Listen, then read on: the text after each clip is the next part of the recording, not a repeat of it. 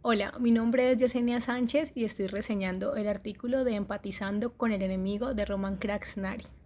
El artículo inicia con un texto de Mahatma Gandhi, un texto que muestra uno de los pensamientos sociales más profundos que tuvo Gandhi, en el cual nos dice: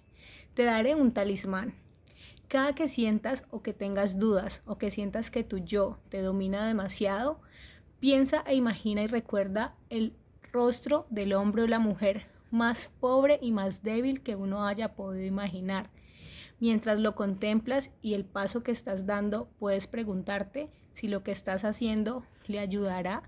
le dará libertad en su propia vida, en sus decisiones, o ayudará y le dará libertad a esos millones de hambrientos y personas desesperanzadas que hay en el mundo.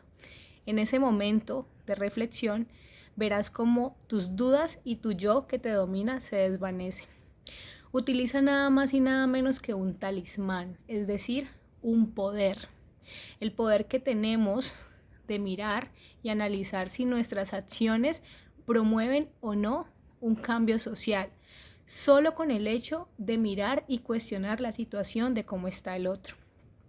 Gandhi además en el artículo nos muestran cómo tuvo un gran espíritu de empatía, al tal punto en que se fue con su esposa a vivir a las comunidades campesinas de la India, comer como ellos, trabajar como ellos, vivir las necesidades desde la pobreza de las personas que conviven en la India. Tal fue su punto de empatía que quiso vivir en carne propia, aún pudiendo no haberlo hecho.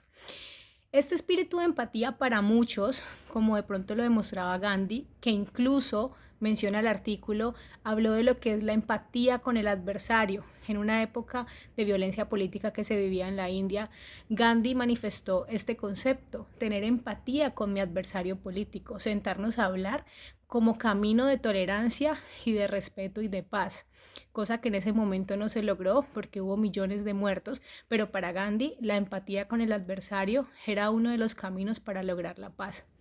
Muchos pueden cuestionar este concepto, de hecho ha sido muy controvertido porque es muy difícil poder sentarse a empatizar con personas con quien no compartes ni ideas, ni pensamientos, ni valores, ni principios. Sin embargo, muchos también piensan, y me incluyo, diciendo que la naturaleza humana, que en muchas ocasiones tiene un lado oscuro y que muchas personas demuestran ese lado oscuro de la naturaleza humana, nos impide y nos dificulta poder entender al otro y ver la realidad desde sus ojos. El autor Roman Krasznari,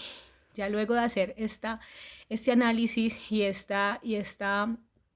ejemplo de Mahatma Gandhi como gran expositor de la empatía, narra su propia historia de empatía cuando vivió en Guatemala en un tiempo que estuvo inmerso en comunidades indígenas de la selva de Guatemala, donde también vivió en carne propia la escasez de alimentos, la escasez de atención médica, la escasez de agua, las necesidades, donde también era una época violenta y vio morir a muchos de los indígenas y de los campesinos, donde estaba del lado de los indígenas y de los campesinos y estaba en contra de la oligarquía que en ese momento atravesaba Guatemala. El mismo autor, Roman Krasznari, narra cómo aún teniendo esos prejuicios, esas premisas de estar del lado de los indígenas, de la población menos favorecida, hizo un proceso de entrevistas para poder entender la posición de los oligarcas en Guatemala. Hizo entrevistas y en muchas de ellas comprobó los pensamientos que él tenía, donde ellos tenían pensamiento racista, discriminatorio, donde sus pensamientos sobre la pobreza eran completamente diferentes a los de la población vulnerable, pero en medio de todo eso también aprendió tres conceptos que nos deja el artículo muy valiosos. Uno es el concepto